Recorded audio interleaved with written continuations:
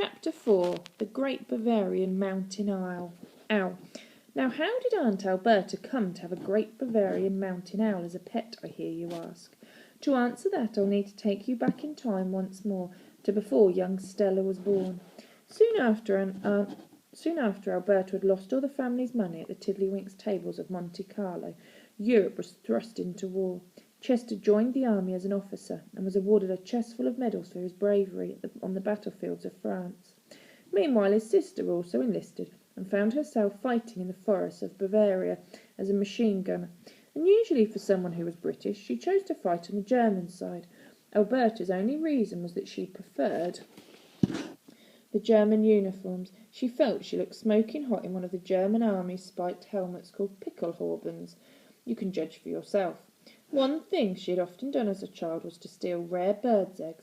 Alberta knew that the Great Bavarian Mountain Owl was one of the rarest birds in the world. So when she spotted one nesting in the forest where she was posted, she climbed the tree and stole the egg out of its nest. Then she sat on it until it hatched, and named the little owlet Wagner, after her favourite German composer. The composer's name was Wagner. Keep up! The war ended soon after. Alberta had been fighting for the losing side, and the prospect of being sent to a prisoner of war camp did not appeal, so she stole a Zeppelin, one of the huge German military airships. With the little owlet Wagner safely under her arm, she took to the air. At first all went well. She piloted the Zeppelin hundreds of miles over mainland Europe. However, while flying over the English Channel with the white cliffs of Dover in sight, disaster struck. The metal spike on her helmet burst the huge gas cell above her. Instantly the Zeppelin started violently spurting hot air.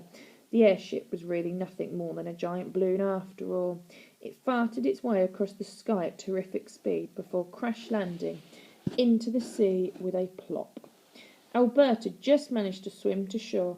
The owlet, still larger than your average owl, perched precariously on her head.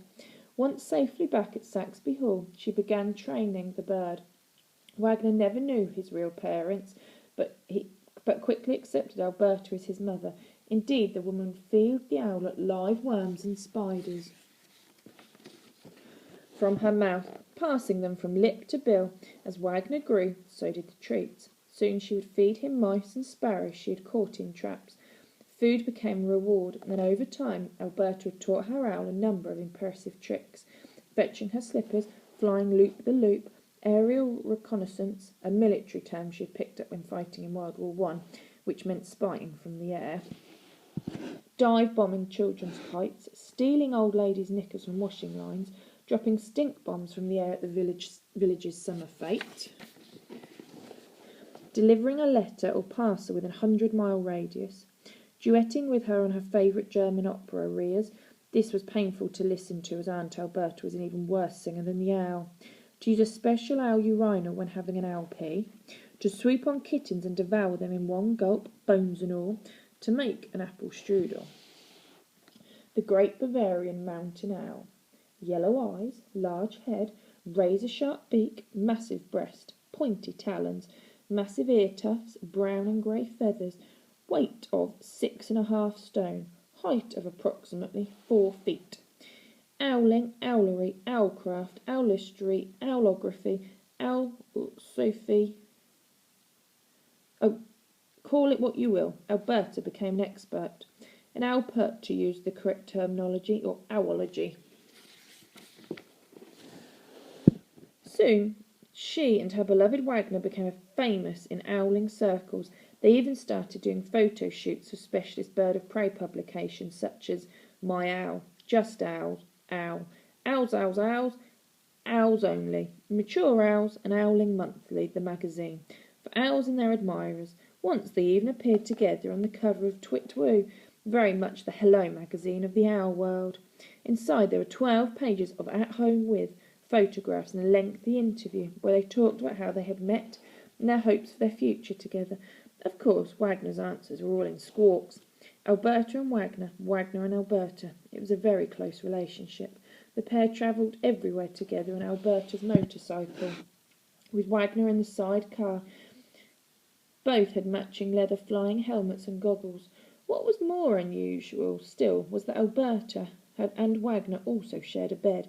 When Stella would bring her aunt her nightly glass of sherry, Alberta and Wagner would be tucked up together in matching striped pyjamas, reading the day's newspapers. It was a bizarre sight.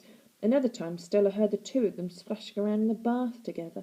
It wasn't natural, it wasn't right, and it definitely couldn't be hygienic, especially not for the owl.